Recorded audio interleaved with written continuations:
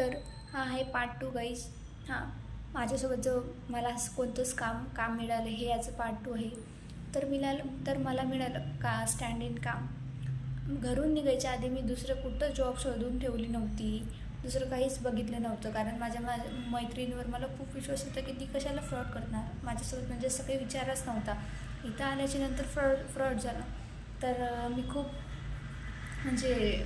खूप डाऊन लेवलवर गेली होती. पण त्यावेळेस मला काम मिळालं, ते खूप बरं झालं. कारण पुढच्या महिन्याचं रेंट यायला माझ्याकडे पैसे नव्हते ना.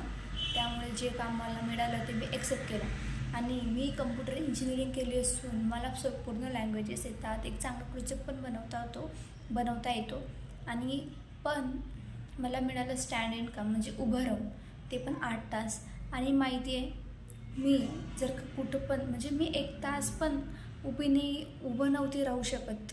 आणि कुठं पण चेअर दिसली रस्त्यावर, आपण जर का कुठं कामाला गेलो, जेरोक्सच्या दुकानावर कुठं पण गेलो आणि तिथं जर का मला चेअर दिसली ठेवलेली, तर मी तिथे बसून जायची. पण आता माझ्यावर अशी वेळ आली आहे की मी 8 तास उभं राहून काम करते. तर म्हणजे मी एवढी स्ट्रॉंग झाली आहे की मी लिमिटच क्रॉस केली. ज्या गोष्टीची मला भीती वाटत होती, भीती म्हणजेच की म्हणजे असं मी करू नव्हती शकत, मी 1 तास पण उभी नव्हती राहू शकत, तर मी आज 8 तास उभं राहून काम करत आहे. हां, तर मी मला म्हणजे असं खूप स्ट्रॉंग समजू की म्हणजे स्ट्रॉंग तर झालीच आहे म्हणा, पण नक्की एवढं स्ट्रॉंग होऊन एवढं स्ट्रगल करून नेमकं मला मिळणार तरी काय आहे. मी एवढं स्ट्रगल केलं, माझं CGPA 8चा मी मेंटेन केला पूर्ण 8 सेमिस्टरमध्ये. ते एवढं सर्व करून मी नक्की मला काय मिळालं आहे, म्हणजे एकदम झंड. पण मी इथं गिवअप करणार नाही आहे.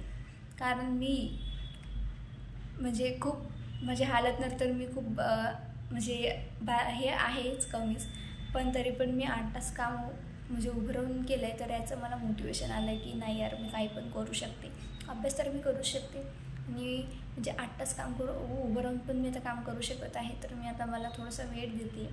गव्हर्मेंट जॉब, प्रायव्हेट IT कंपनीजमध्ये ट्राय करते. तर म्हणजे माझ्या स्टोरीसोबत, माझ्यासोबत आणखी पुढे काय होते, नेमकी मला जॉब लागेल, नाही लागेल, कोणती जॉब लागणार, आणि मी हे स्टँड इन काम कंटिन्यू करेल का, तर हे माहिती करून घ्यायसाठी माझ्यासोबत कनेक्ट राहा. मला सबस्क्राईब, लाईक, शेअर, कमेंट करा. Thank you guys.